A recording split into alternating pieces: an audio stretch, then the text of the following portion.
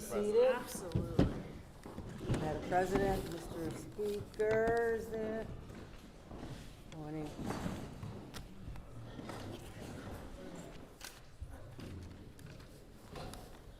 Thank you very much for being here this morning.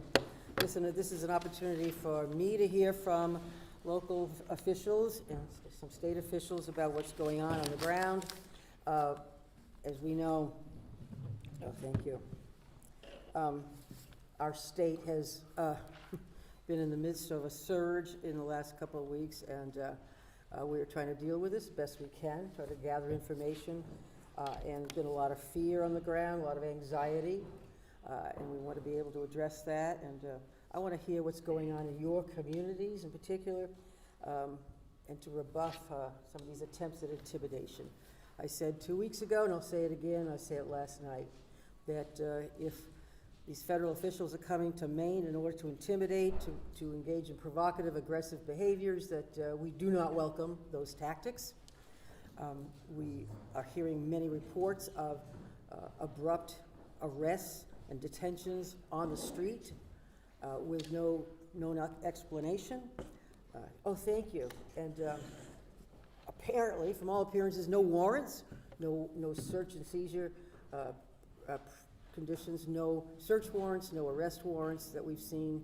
And so we're seeking information of that sort. We want to know if ICE is saying they've arrested or detained, it's an arrest, 200 people. Who are these people? Where are they now? And it's been left to us to deal with their families, with questions unanswered, kids coming home from school and having no parent there, kids looking for help, families looking for information about their loved ones, and that kind of thing. So I also want to say that we have asked the federal government for answers, for information. We've heard nothing so far. So I think all of us have an interest in finding out who's been taken and where they've been taken to. You know, in this country, we don't believe in secret arrests. We don't believe in the secret police kind of thing that's going on here. That goes beyond before the founding of this country and back to the Magna Carta, right, Mr. Attorney General? No secret arrests, no secret police. It's anathema to our whole system of justice. And when ICE let it be known they were coming to the state of Maine, they claimed that they were coming after the worst of the worst. And we saw 5 or 6 mug shots of people that apparently been investigated, prosecuted, arrested, and convicted under state law by state officials, from all appearances. Well, and one of them was there for an OUI, drunk driving case. Not exactly the worst of the worst, though we don't approve of drunk driving. There are about 5,000 cases of that a year, right? And it's not the worst of the worst. But the rest of the people we're hearing about, if there are 1,400, 1,800 people, whatever the number of the day is, the ones we're hearing about are not people facing criminal charges, not people with criminal convictions. They are law-abiding people that we've heard about and from, who've been taken from their families, dragged out of their cars, windows smashed, 2 corrections officers, law-abiding corrections officers, taken from their vehicles, and you know, it's disruptive not only to the communities and to the families, but to the law enforcement community itself. I've said before, and I'll say again, we know what good law enforcement is in the state of Maine. We have high expectations and standards for law enforcement. 18 weeks minimum for the basic law enforcement training program, as some of the mayors are very familiar with, some who have served in law enforcement. And our law enforcement officers are trained in de-escalation techniques, not in escalation techniques, such as we've seen, especially in Minnesota in recent weeks. So last night I said it, and I'll say it again, Maine is not going to be intimidated. Maine people are not intimidated. We're here to protect the civil rights and the public safety of all people in the state of Maine. So I've requested that the President withdraw ICE agents from the state of Maine. I continue that request, and I've asked to meet with him personally so I can make that demand in person. Have yet to hear back. But I'm grateful that we've been able to stay in contact with law enforcement on the ground in many of our cities and towns, to hear what they're doing and seeing and hearing and seeing on the ground. And it's important that we get as much information out as possible. So I'm looking forward to hearing from Attorney General Fry and others of you, especially to know what the community needs are right now and how we can try to help address them. So, Attorney General Fry. Governor, thank you. I want to thank you for organizing this along with the city of Portland and all of those local communities who are really on the front lines of this experience that we See, are. I didn't merit one of those. No, there we go. There we go. I mean, it's really hard to quantify where it is that we're starting from here. We are the 6th state in which something like this has evolved, right?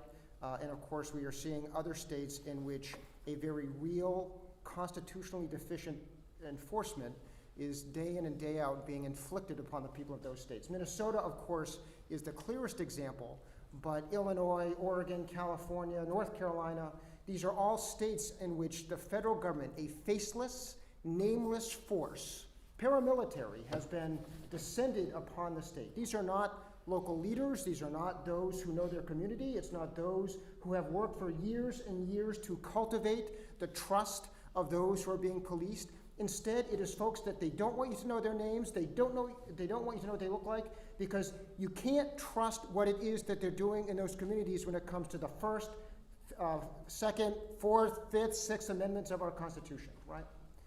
And so Maine, of course, is now in the position of being that next state in which, because we are a Democratic state, because we have a Democratic legislature, a Democratic governor, that seems to be the playbook that the Trump administration is using when it comes to the deployment of these masked, faceless, nameless people. But let me highlight what I think is maybe more important about what this experience seems to be demonstrating for us. And I am looking forward to hearing about from those around this table who, again, are on those front lines. It's that there is a way in which to respond to the darkness that ICE and its enforcement has been bringing onto our communities.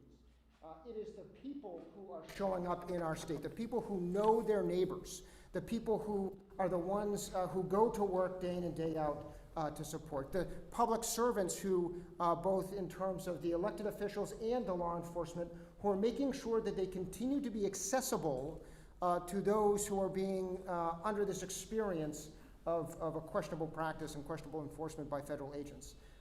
This is how our communities are responding, right? Whether it be making sure that people have food because they're hiding at home, fearful because of the color of their skin or because of their accent.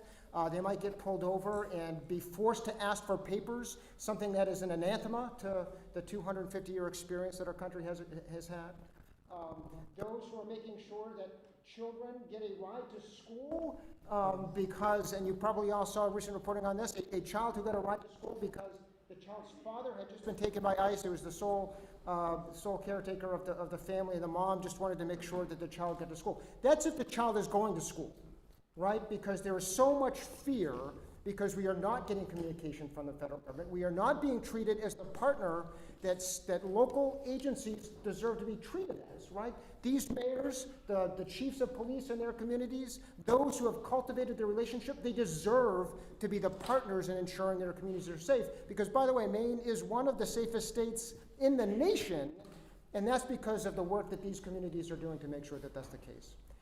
When I was asking my team if there's anything that I could make sure to mention today, with the 3 minutes that I've already gone over, frankly, there were just a couple of things. One, I want to highlight that because my office, in watching what's happening in Minnesota, watching what's happening in Illinois, looking at the cases that were filed there by their attorneys general, because of the questionable practices that were being deployed by federal agents in those communities, we did open up an email. We are encouraging folks who believe that they are experiencing a constitutionally deficient or concerned about the way in which their protest rights, their First Amendment rights might be violated by federal agents. Citizenreporting.oag at maine.gov. That's citizenreporting.oag at maine.gov. That's a way in which reporting can come into my office so that we can understand if I need to react as Maine's Attorney General. Sort of a tip line. It's like a tip line, yeah, right. And if you look again at what Minnesota and Illinois have done in filing cases, they've had to file a case in order to force the federal government to pay attention and try to engage, even though they're still not. The other thing is, I want to read this one quote. It's very brief, but I think it highlights Atlantic. It was recently published. It's by an author by the name of Adam Serwer, and the quote reads, "The secret fear of the morally depraved is that virtue is actually common, and that they're the ones who are alone."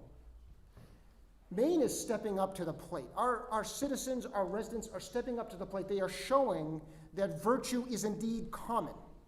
And we will continue to do that, to show that light, to confront the darkness that is the faceless and nameless enforcement, or the name of enforcement that is being done by the federal government.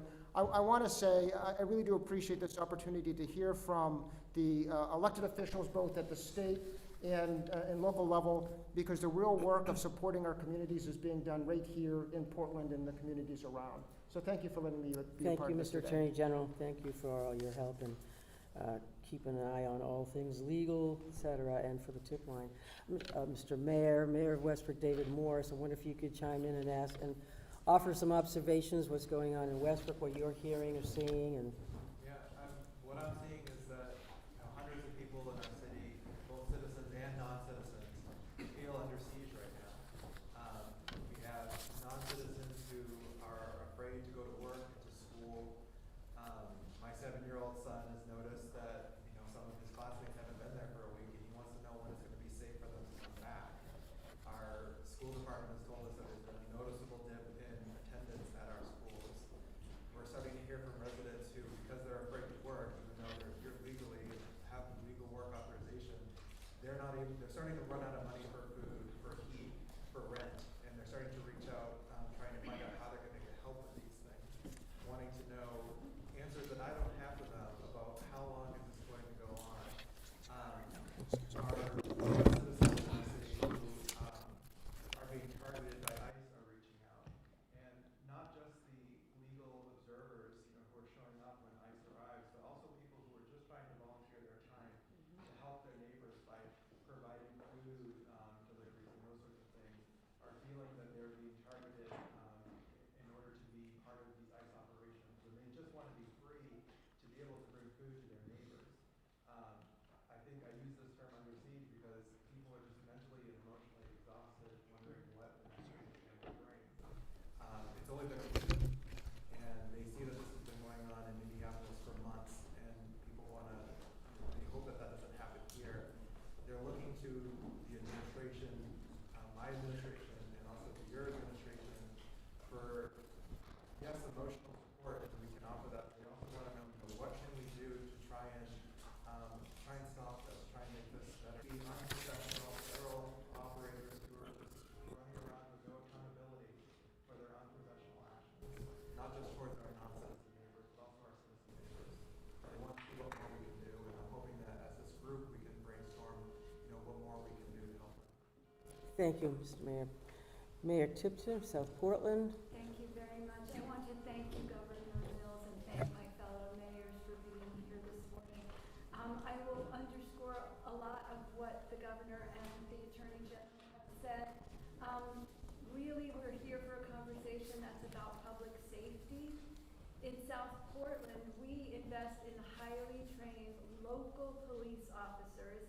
They keep our community safe. They do the work every day. They know our neighborhoods. They know our residents, and they're accountable to the people that they serve.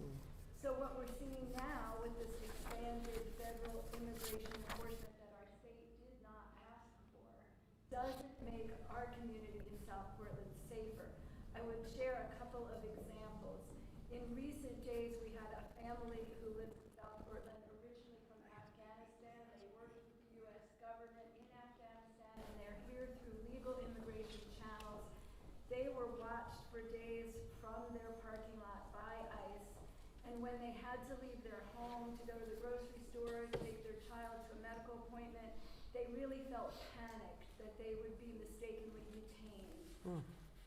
We had a Mexican-American family that has lived legally in Maine for more than 20 years. Their children attend South Portland Public Schools, and they were awakened last week by neighbors who called them to let them know that the restaurant they own was being photographed by ICE officers. There were ICE vehicles in the streets in front of the restaurant.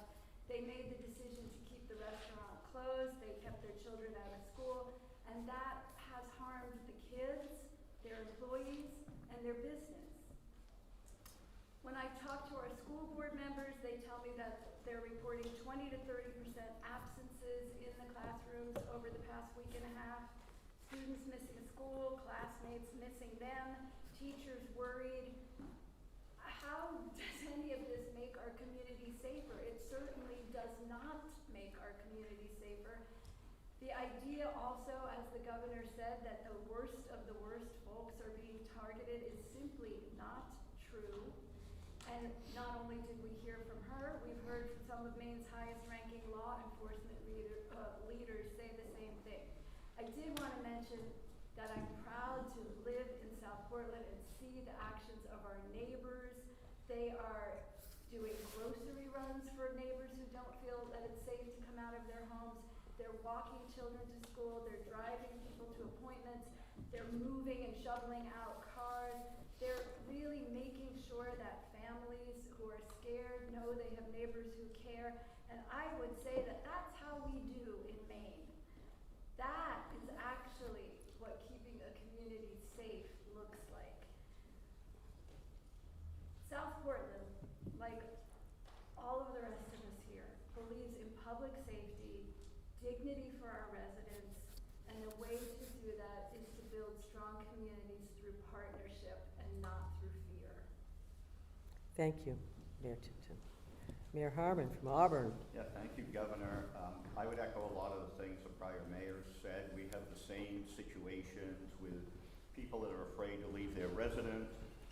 We have impacts on our schools. We have people that have trouble getting food. We have people that are worried about paying rent and potentially being evicted.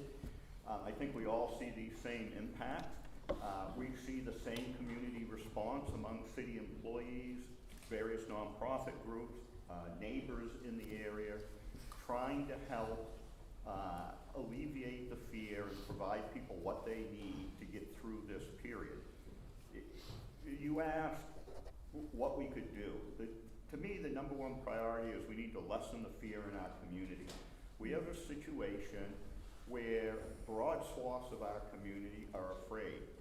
And it doesn't matter if they're in a legal status. They can be naturalized citizens. They can be permanent residents. They can be here as an asylee or a refugee in some legal process when the federal government has told them this is the process and they've done everything right. But they're afraid to leave their house because if they do, they might be snatched off the street and within a matter of hours outside the state of Maine, and no one knows where they've gone or what the process is going to be to support these people. They're afraid because what they see in our community, improperly uniformed ICE and CBP officers in their community that are operating apparently outside their statutory authority, that are violating people's constitutional rights, that are using hyper-aggressive tactics that are completely unwarranted to enforce the laws that they're trying to enforce. This is a failure at leadership. Right? These law enforcement agencies are taking the direction and being controlled by the leaders of those agencies.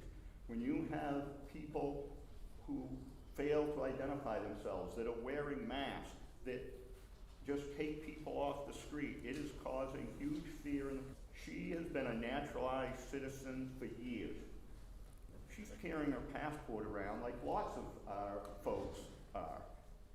She's also carrying around with her a 2-inch thick binder with every piece of paper about her whole process to become a naturalized citizen. She went to the local grocery store and her comment was, I'm not sure having this with me is enough. I need to go get food, but I'm not sure this is enough because if I come into contact with ICE or CBP, they may just take me. That's unconscionable in a free democratic society that residents of our community have that fear. We need to work together to de-escalate this and have ICE and CBP stop these unconscionable activities. And Mayor Harmon, you have a bit of a law enforcement background as well, from which you can speak with some authority. I do. I was a police officer for 25 years, and, people support law enforcement as a general concept. They don't support law enforcement in an unqualified way and say that no matter what law enforcement does, it's okay. That's why our police officers in Maine don't wear masks, why they identify themselves when they're asked, because in a free society, when they're taking action on behalf of the government, people need to be able to know who it was so that they can raise their concerns and they can be properly addressed. And these actions are outside anything I've ever seen in this state for the operation of any type of law enforcement agency, including ICE and CBP in past years. Thank you, Mr. Mayor, and I think I'll skip the leaders if you don't mind, come back to you. And there's Mayor Dion, the great city of Portland. Thank you for hosting us, Mr. Mayor. It's a pleasure, and I appreciate you being here, Governor, as well as leadership from the legislature and the Attorney General himself. I agree with everything that the other mayors have said to date. I want to emphasize, I concur with Mayor Trafton on what bad policing looks like. It's even a stretch to use the word policing. I think this is something entirely different. And you have a bit of a law enforcement background yourself, right? A wee bit. I'll let it go at that. I'm not here applying to be a police chief. I advocate more strenuously, but I've spent enough time in uniform and carrying a badge to know that this is unacceptable. But I don't want to take up my time on that issue. What I'd like to emphasize today, Governor, is we were asked when will ICE arrive and when will it go. We weren't sure of, and it's a sentiment shared by some of you around this table and by community leaders, is evictions are coming. All right, at the beginning of February, those who lost their principal breadwinner is gone. Those who've refused to work out of a rational fear that they will be abducted by federal agents has shut down their capacity to maintain a living standard for themselves and their families. Eviction is going to be the new tsunami that follows detention, and it will linger for quite some time. So I called upon a good colleague of mine, Victoria Morales, with the Project Home. She was happy to receive my call at 5:36 this morning. I get up early, I thought that was midday. Nonetheless, I have a fact sheet from her office that I'll distribute to everyone here. But in summation, I'm just talking about South Portland, Westbrook, and Portland. There are 653 households who will face this question, all right? That 653 households that are facing, yes, because of ISIS. will be under threat of eviction. Wow. There are 2,285 adults and children inside those households. Those are real people. Those are the kids not showing up to school at Mayor Morse's city. Those are the ones that are not coming to school in Portland, or any community for that matter. South Portland is 120 households. Westbrook is 100 households, and we have 433. It's bad enough to be afraid to go outside. It'll be worse if we push them outside. So I'm hoping, Governor, that with your leadership, you can appeal to major philanthropic organizations or individuals to see if they can come to the fore and we can create some sort of reserve that they can be drawn upon to save these families who are going to be in a life and death situation. Think how frightened you are if you're in the house and then they have to be evicted. Our shelter systems are already under strain across the state, and we can't turn our backs on these families. They got kids in tow. They're Americans. They're probably born here, okay? We can't turn our backs on them. So this will come each month till there's new stability in the community. And at the same time, I want you to know that the Chamber of Commerce and others are addressing business continuity. I mean, yesterday I received a really heartfelt staff. Yeah. You know, And it wasn't about what was happening to her, it's the fact that she would shut down their lifeline to future income. And that's not fair. That's not what Maine is about, you know? So I just want to highlight how important this economic question is, and I hope that the leadership of the legislature, if you can figure out a way to create an emergency, because we know that's a term of art. You know, you don't need to apply that standard today. The numbers are here to support the initiation of some response in either chamber in support of the governor. So And you have a handout. I do. I always have Thank a you. handout. Thank No you very lawyer much. travels without some paperwork. That's right.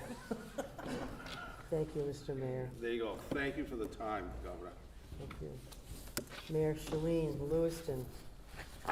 Thank you, Governor. Appreciate you convening this, appreciate your leadership. Thank you, City of Portland and Mayor Mark Dunn for hosting us. And I just wanted to say that Mayor Dunn has been a strong partner during this time, so thank you very much. I just want to start off by saying Lewiston is a proud city of families, workers, immigrants, asylum seekers, students, and neighbors who care deeply for each other. Over the past week and a half, increased ICE activity on our sidewalks, in our stores, and at traffic stops has created fear, and that fear reaches far beyond any one person. And that fear is affecting daily life and Lewiston businesses. ICE activity is generating community trauma in Lewiston.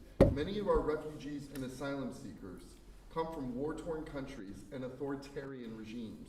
When they hear that masked government agents can kidnap you from your home or the sidewalk, they know what that's like. That's where they came from. That's why they came to the United States to escape religious and political prosecution. ISIS tactics and methods are re-traumatizing for them. Community conversations are beginning to happen now about how to best support our residents during this time. And as many have said, the claim that they are deporting the worst of the worst just doesn't add up. From moms and dads to civil engineers to students to correction officer recruits, they're deporting our neighbors, family members, and employees. I want to be clear, ICE is causing long-term harm to our communities, and they need to leave Lewiston and our cities across the country now.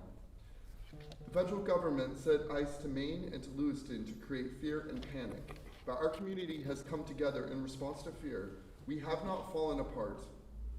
In fact, we are currently mobilizing. Neighbors are helping one another to get safely to work or not working. Lewiston stands strong because community is our backbone. Our unity is our strength. And in closing, I wanted to say that Lewiston is and always has been a city of immigrants. Immigration is foundational to Lewiston's history. Indeed, French, Canadian, and Irish immigrants built much of our city. Today, Afghan, Somali, and Ukrainian families are contributing in the same way, working, learning, and raising families. Each generation of newcomers has made Lewiston stronger. Lewiston is a city shaped by people from many places and many stories. Our differences are not a fault line. They are the strong foundation of who we are, and I believe that every person deserves to feel safe, respected, and treated with dignity. Thank you, Mr. Mayor. Thank you. Mayor LaFountain, Biddeford. Thank you, The Governor. youngest Mills. and newest mayor among us, I think.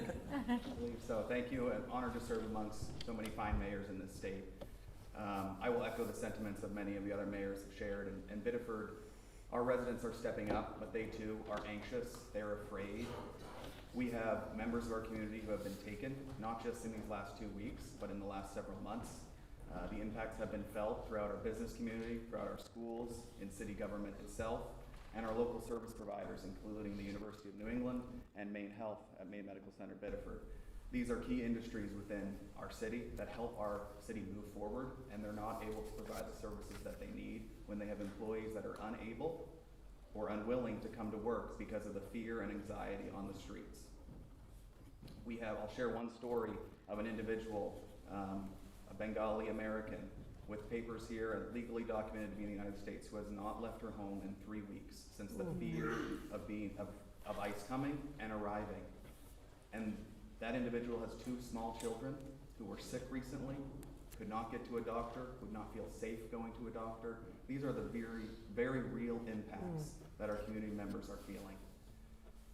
What I'd ask of our fellow mayors and of the state government is that we find support for these family members to make sure that they're receiving the health care that they need, the food that they need. We have grassroots support helping in many areas, but some of this needs a greater response, and we need to get the support that they need. I'll also finally mention the economic impacts. We have business owners who are closing up shop on our Main Street, not opening. Some of them are able to take on that burden and pay their staff throughout this time. Others can't. And so we're facing the same threats economically for our residents that the Mayor of Portland shared that come February 1st. So thank you for what you're doing, and appreciate it. Thank you, Mr. Mayor. And I'd like to go to leadership, and if you don't mind, I appreciate Senator Doosan being here as well, because she represents Portland and a piece of Westbrook too. And thank you for your presence, and I'd like to defer to the leaders. Well, yeah, thank you, Governor, for bringing together mayors from across our state, and for your comments last evening during the State of the State address around this very issue. I think they were pointed and so necessary at this time. I'll reiterate some of the things that have already been said. First and foremost, these operations are not making us safer. What we're seeing in our communities is inconsistent with safety. And there's a reason why we're a nation of laws. There's a reason why warrants are required to conduct searches and arrests. These things demand precision and liability. These things that we're seeing are rogue, indiscriminate, inhumane, brutish. And it means innocent people, lawful people, are being wrongfully detained. And it means the agency's credibility, ICE, has run aground. And last night, I returned home after the evening in Augusta, State of the State address, do what I normally do before bed, doom scroll on Facebook. Same. And as I was scrolling through Facebook, I was immediately hit with the image of someone I knew, a Maine public story, about a man named Marcos, who was detained, has been transported to many facilities since his arrest, had a pending asylum case in court, moved here from Brazil. Several months ago, he worked on several house projects for me and my partner. He was in our home. He did good work. He was considerate. He was hardworking. He was a good man. The exact kind of person we want in this country.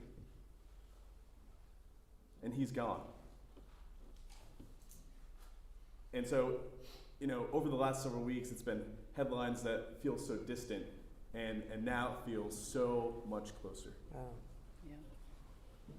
And so my heart goes out to Marcos, it goes out to his wife who's still here. I hope he is returned.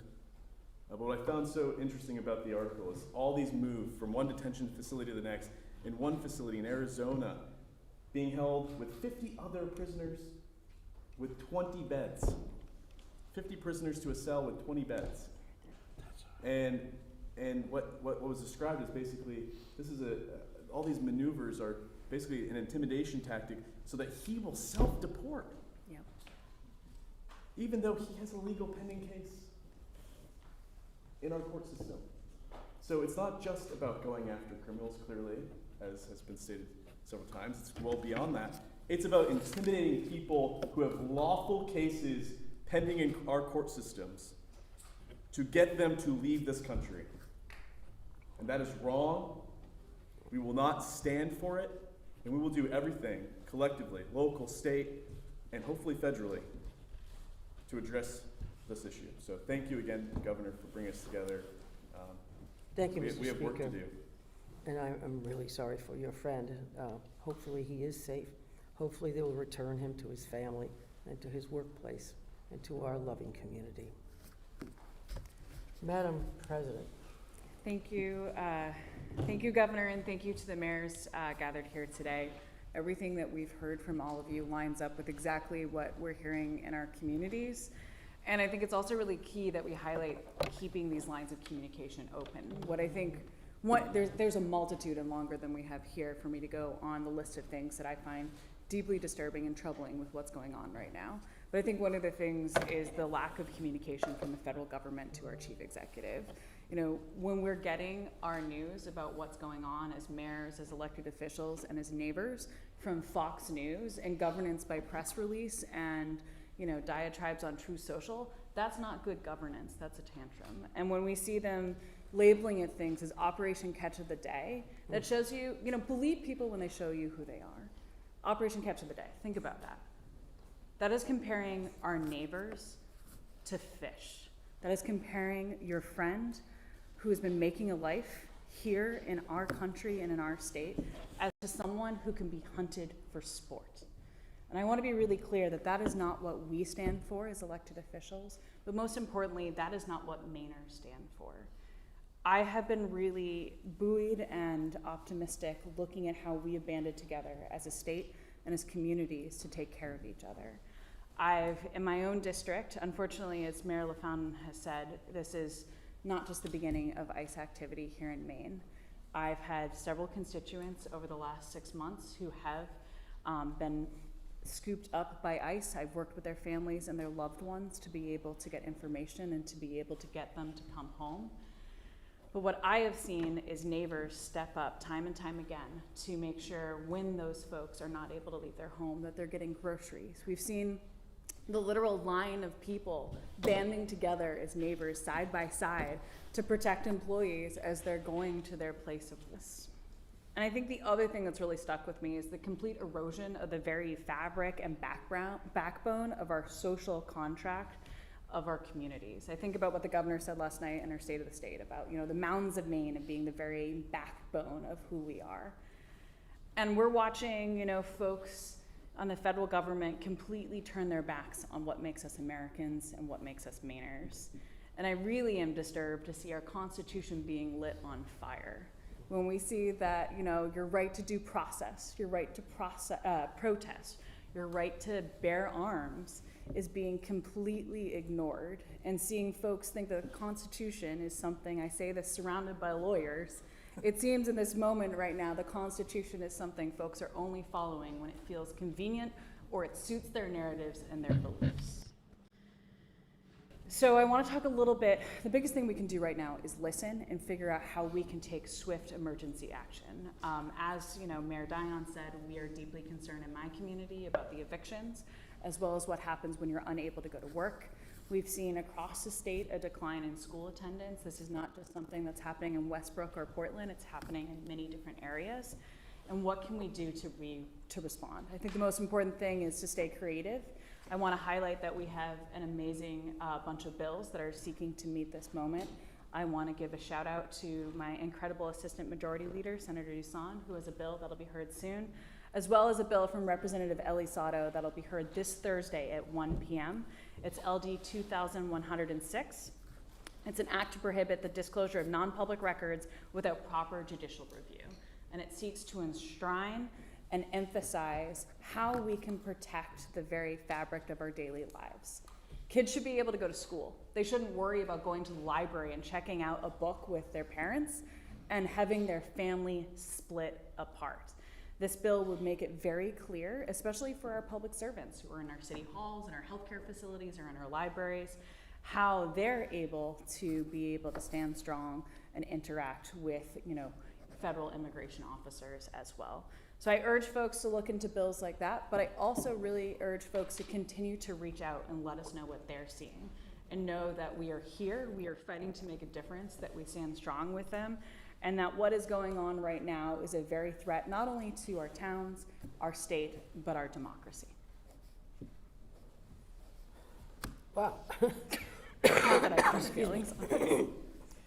Senator Dusan, would you like to comment briefly on the bill that you have pending? It's coming up. It seems we are in a new ice age, and the bill that I proposed, which with an excellent list of very credible sponsors. I think it's 2176. It is intended to address the matter that it doesn't do you much good to have rights, constitutional rights, if you don't have a means of asserting them. The bill will hopefully result in additional resources for people who are detained to be able to challenge their detainment, the lawfulness of their detainment, and ask the court to release them. That's the long and short of it. I'm out and about in my communities all the time, Portland and Westbrook, and I am constantly responding to folks who are saying, what can I do? Folks who care about what's going on and want to know, what can I do? And my response has been a whole list of stuff, because folks are telling me who those hotlines are, and where's that tip line, and what the resources through ILA and ACLU are. And I've taken it as part of my responsibility to share that information with my community. You can blow your horn when you drive past a demonstration in Monument Square or in downtown Westbrook. You can just park and get out of your car and join the demonstration. You can be a part of the community organizations that are helping people access food, helping people get out and about in our communities, cocooning them so that they can feel a little bit safer with going out. You can respond. You can get your orange whistle out. You can take the training that's being offered through several organizations, very credible organizations, on how to demonstrate and de-escalation tactics while you're participating in a demonstration. There is lots that folks can do, from screech to I'm only comfortable going this far right now. And so I just encourage the members of our communities to do that. I'm very proud of the way my cities have responded, and the residents of Portland and Westbrook have responded, and Lewiston also, because I stayed on top of that, because my son is part of an organization that serves immigrant families in Portland and Lewiston. So that's, and what I can do, I'm a lawmaker. I can try and get a law passed. Thank you, Senator. Well, thank you for your thoughts, and here are a few more of my thoughts. One is, I believe, and I think the people of Maine know, that the U.S. Constitution is not a mere suggestion box. We do believe in due process. We do believe in equal rights. We do believe in the Bill of Rights, which secures the people and their persons, places, and things and properties against unreasonable search and seizure without a warrant. We do believe in the right of due process, and the Supreme Court has said every detainee under the immigration law, regardless of no criminal activity, has a right to a hearing and a right to post bond, and we want to make sure that those rights are adhered to. And I understand there are cases pending right now in the federal court, just across the block there, where 3 different federal judges are hearing cases right now. And in one case, at least one case, I understand, the judge has ordered ICE not to remove that person from the state of Maine, and yet they have removed that person from the state of Maine. These are federal court judges, very experienced, nonpartisan. 2 of them appointed by Republican presidents. 1 appointed, well, actually 3 of them appointed by Republican presidents, actually. Although was nominated as a Democrat. So these are really people who are keenly aware of the parameters of the Constitution, and they're ruling at this moment against ICE in certain matters. That's important to me, that the Constitution be adhered to, for the very reason that it provides the safety that we're talking about, the personal and public safety. These are human beings, as has been pointed out here by every source. These are not Christy Nome's pets. Go no further. These are not the catch of the day, so-called. These are not a menu item on some president's State House dinner tableau. These are human beings with real families, real jobs for the most part, and real impacts on the businesses and the economy of our state and our communities. I'm hearing from businesses in all sorts of sectors: construction, transportation, seafood processing, manufacturing, restaurants, hospitality industry are all being affected right now as we speak by their employees being detained or otherwise intimidated or prevented from getting to work and contributing to our communities, contributing to their families, supporting our economy. And that's not right. We're hearing that people in all these towns and cities are rallying to support families who are left without support for the time being, to find out where their loved ones are, as you mentioned, your friend. And we're hearing also, and I've heard this from a lot of sources, that even when a bond is posted, when you find out where the person is, they might be somewhere in Texas or Arizona, and then they're dumped on the street in this state where they have no connections, no money, and left on their own in a strange community. Well, that's not right. That's ridiculous. So we need to find out where these people are, and I want to know, I want the Attorney General and I to make some questions known here and ask specifically of ICE and of the powers that be, whoever they are today, that they need to provide us with the identities of everyone who's been taken. They say 200 people have been detained. Who are they? Where are they? We don't believe in secrecy or surrounding arrests and detention. The identities of everyone taken, the legal basis for their taking. Where are the warrants? And tell us where they are, where they're being held. All right, this isn't some third world country, this is America. Tell us what the federal government's plans are for them. When do they get returned to their families and their jobs and their communities? We want to know, as Americans, as people who are public servants and interested in protecting the public safety in our communities and the civil rights and liberties of people in our communities. And so that's my request, and I know you've been thinking about this too, Mr. Attorney General, and I know attorneys general in other states have been talking about this as well. Just finding out where people are.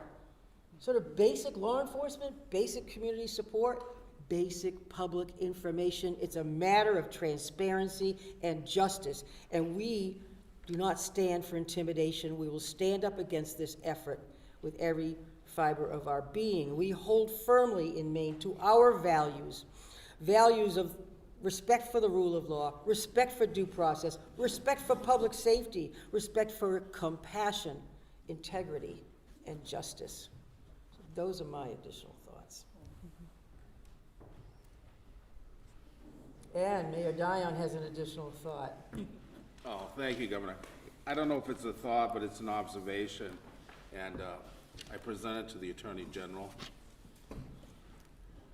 In many of the videos and conversations that I've had, those who witnessed the events or family members begin their narrative often referring to the fact, I thought he or she was okay, they had a work permit. Mm-hmm. So I'm often asked in forums or in those conversations what constitutes a legal opinion about the work permit, but I'm not allowed in my role to enunciate that. So that's why I'm posing it to the Attorney General. I think it would be very helpful as a matter, gave a primer to the community as to what a work release permit does, who certifies it, and what, if any, protections are afforded to that. Because I'll tell you, many of those in the moment of being taken by federal agents will exclaim, but I have a work permit. All right, so I think it'd be a great service to the community, to the communities that are under target right now, to understand that. It's I know from other arenas, immigration law is very complicated. Yeah. Right? It doesn't lend itself to straight line analysis always. So that would be very helpful to us, Mr. Attorney General, that if your office could communicate that, it would allow for an informed citizenry, and I think it would give proper notice to individuals who right now see that Right. as some sort of get out of harm's way card, so. Let me respond too. All right, Not thank as you. former Attorney General, but as a person who's read up a little bit. I tried, Mr. Attorney General. So many lawyers in I'm the going to room. defer to him as well, as the legal authority. But remember what they did with temporary protected status. Now, these countries, everybody knows that Sudan, it's a death sentence to go back to Sudan. Somalia, not much difference, but they changed the status of people here from Somalia without a hearing, without taking evidence on what's happening in Somalia. They just decided that, oh, Somalia, it's a more peaceful country now. Who says? You know, don't go there, and don't go to Sudan. It's a war-torn, violent country right now. So, I mean, the change of status is something that's pretty hard to keep track of, and I don't blame people for being confused and questioning when they have a work permit, a visa, or green card, and suddenly the rules change. Suddenly they're no longer protected. Suddenly they're no longer considered of value to this community. So I hear the request. There is a value to making sure that folks understand what the rules of the road are.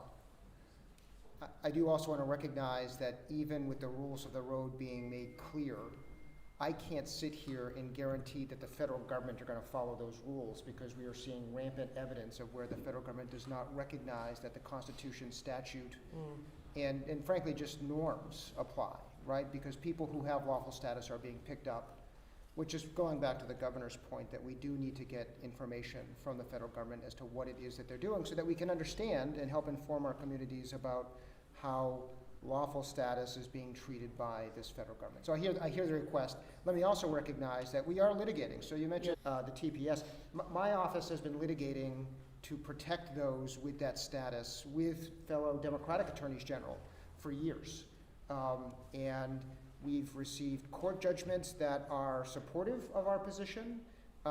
We've even started to see some judicial activity around preventing the Secretary of State of the United States just arbitrarily changing status of individuals, like we've seen very early on, where you didn't like what a Palestinian protester was saying, so you're all of a sudden going to detain them, move them to some other state, and try to explain later on why their lawful status changed. Getting back, Mayor, to your point, I mean, we can see what we can provide that might help inform the community about what the rules are to help better advocate.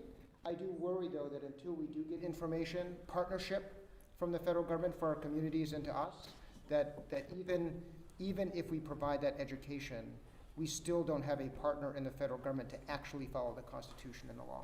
This is the administration that even contests birthright citizenship. So if your parents were Canadian and you were born here, you're not a citizen in their view. And to me, that's black and white, black letter law in the Constitution, but this is an administration that contests even that. I'll close, but this is just a quick comment. I appreciate the litigation around TPS, birthright and citizenship. Mine, on behalf of my constituents, is very narrow. We need to understand the work permit. And can I honestly look at non-citizen residents, say, you're protected with that? That's the question. That's why I'm not asking for an answer, but I would appreciate consideration by your office about how we talk about that one single item, which is in every single conversation that I've been part to or witnessed when somebody's taken into custody. That's the piece they're talking about. So with that, I'll yield the floor to someone else. And I think, I haven't checked today, but ILAP and the ACLU may have some bullets on that too, on what constitutes legal presence, lawful presence in many statuses. Thank you, Mr. Mayor. By the way, we've been successful in birthright citizenship so Yeah, far. yeah. I know it's up to the Supreme Court right now, but I just, the extent to which very early on, not just Democratic attorneys general, but also organizations like the ACLU, right, have stepped in to that space to advocate for the constitutionally recognized rights. And I just, to the extent that I can sing a little bit of praise about the work that's being done to remind the President of the United States that he is supposed to be a steward of his office under the Constitution, we've had success with that so far. Great. Senator Dusan. I just wanted to say that by ILAC, with pretty straightforward consumer information titles. Good. How can I help a friend who's been detained? Those Thank kind you. of things. Available up on the website. I'm not going to be sharing the website with folks. But I hear what the mayors are saying, and the governor and the leaders, when our federal agency is intentionally ignoring and abridging my constitutional rights, apparently they do it without consequence. And that's a part of what we will be trying to do in Augusta, is clarify that there shall be consequence. I really have a long history with our police department. I have seen the development of our local police department, their de-escalation training, their training around how you make sure people can exercise the constitutional rights safely in our city. But from the federal side, there seems to be no interest in making sure that that's tread on life, liberty, and happiness. Thank you, Senator. Quick comments before we wrap up? Again, thanks. You asked what does our community need? What does folks in our community need? It is first down free from fear. That I think will take months and potentially years. But I did want to, as a tangible request, underscore Mayor Dion's mentioning of the potential evictions that people will face, and to comment that that would be such a monstrous result of what has unnecessarily happened to, as you mentioned, Governor, the residents of these families. So if your office needs in any way of assisting and supporting folks who have lost income out against their will entirely, that would be so helpful. Thank you. I just wanted to articulate that one of the most common complaints I see when they make their people is one of the driving behavior at bus time, unmarked vehicles, no lights or sirens, driving around neighborhoods, almost getting on the sidewalk, those sorts of things, and feeling very frustrated with the, oh, nice, Yeah. do about it. So I wonder, Attorney General, former Attorney General, you had mentioned that there's a hotline, for reporting, like civil rights violations. Do you want to be hearing about, these types of complaints as well? A lot of stuff here is a lot of accountability, Yeah, I mean, we're evaluating the patterns and practices and conduct that is happening here in Maine. It would be helpful to know if there seems to be an abridgment of the law in the way in which these federal officers are engaging in their conduct. Where they are, that's not necessarily the concern, but it is about, we do expect constitutionally sufficient policing being done, regardless of who the law enforcement agent is.